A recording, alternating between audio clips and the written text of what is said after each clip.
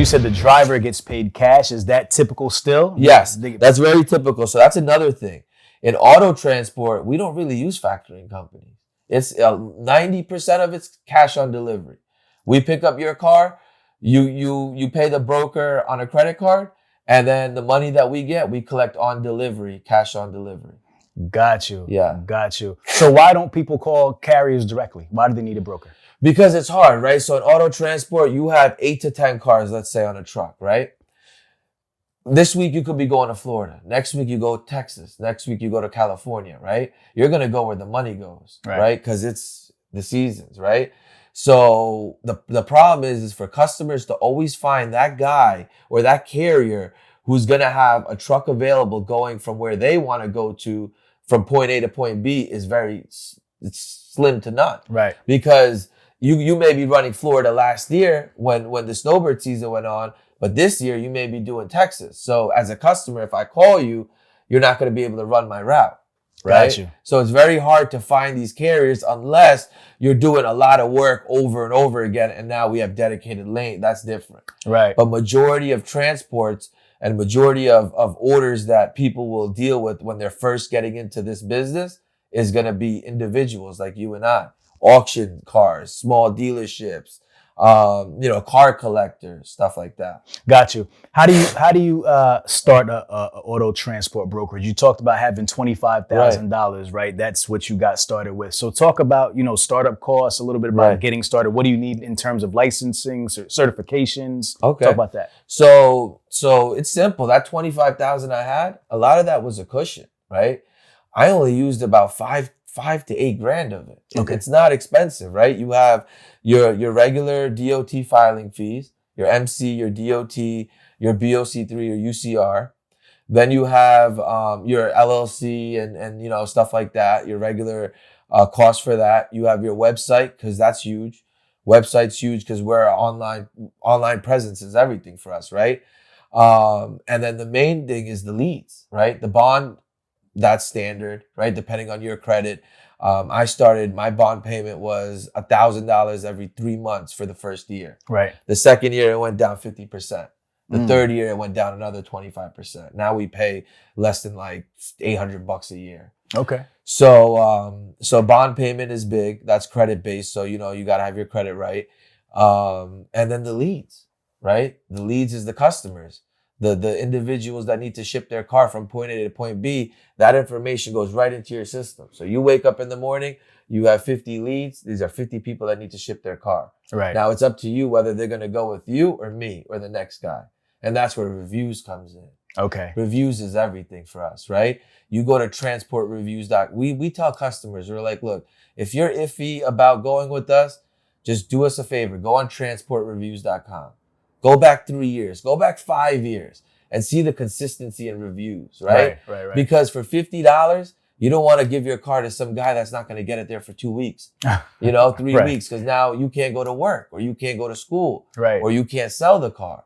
So it's huge, you pretty much get what you pay for in this business. Yeah. What are some of those horror stories that happen in auto transport that people want to avoid? That when you're looking for reviews, you want to make sure that you're not seeing this. Right. So the main thing is 1, bait and switch, and 2, uninsured carriers. Right. Okay. So bait and switch is the biggest one.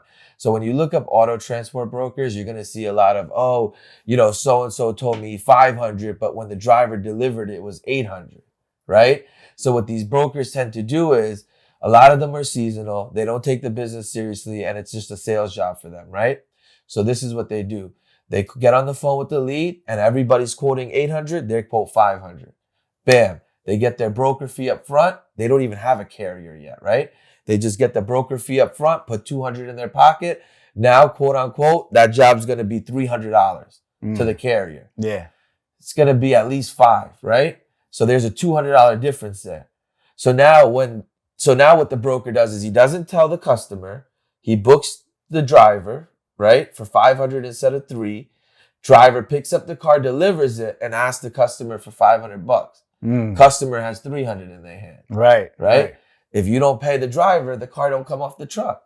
because the driver didn't do nothing wrong. No choice, right? at that time. It was clearly on the bill of lading and everything that you just signed really quickly and let it go because you trusted your broker. Right. So that bait and switch is what kills our game, because what these brokers do is they get on the phone with these customers, they lock them in with this fine print contracts, take broker fees, put them in their pocket, and they don't even know if they could get a carrier on those dates for that price.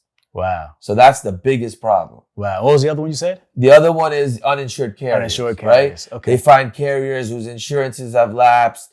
They're not supposed to move cars. They don't have the right equipment, stuff like that. Because they tend to run cheaper, Right. So they make more money. The brokers are trying to make more money, and they don't really, they're not looking out for the customer like they should be. Gotcha. Because they're trying to do this for a 3 to 6 month period, make as much money as they can, and then open up under another name. Got you. That's why the bonds went up too.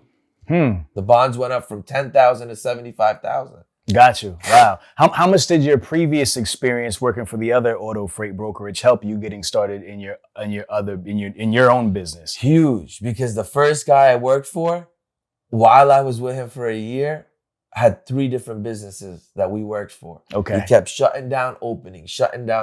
Okay. Right? So now I'm looking at it and I'm like, this dude has so much repeat business that he's letting go of just to make, 50,000 this summer, 100,000 this summer. It makes no sense, right? Right. So, and then all these repeat customers, like you have manufacturers every 3 months, they're writing checks to different companies. They start, questioning it too. Right. So I learned that the way to do this is, it's going to take time. It's going to start slow, but do it the right way and build a brand, build a name, right? Be patient. You may not make $1 million your first year, your second year, but your third and fourth year, you could do it without even trying. Right. Because now you have a brand. Now you could send them to transport reviews, Gotcha. You don't have to just start burn customers to pay bills and so forth like a lot of these guys do. Got you. What's more important, the having the carrier base or having those leads? The leads, if you had to focus your energy on one. So I would say the leads, because even though you could buy the leads, those are essentially your customers, right? So let me tell you, the first job I worked at, my first lead that I booked was this girl, right? She worked for State Farm. And what they do is they move their agents around every 3 to 6 months.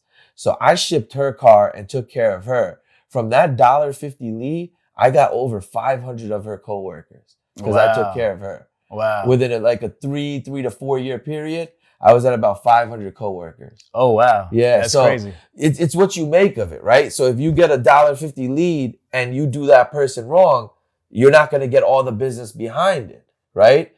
Whereas if you get that lead, you do good by the customer, you make $50 less today, they may give you 10 to 100 customers behind them. Right. 100%. And their family, their friends, everybody's moving, right? Yeah. Everybody's shipping cars.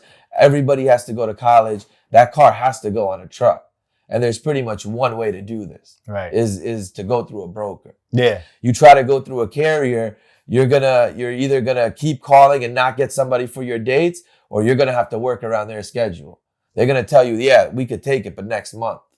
Got you. So you said $1.50 lead. What do you mean by that? So $1.50 lead is, these lead companies sell us leads for $1.50, which means if you go on Google and you say, I need to ship my car, you put your information on there, I can now buy that for $1.50. So every lead doesn't close, right? You get 100 leads, you may close 10 of them. Okay. So it's a volume-based game.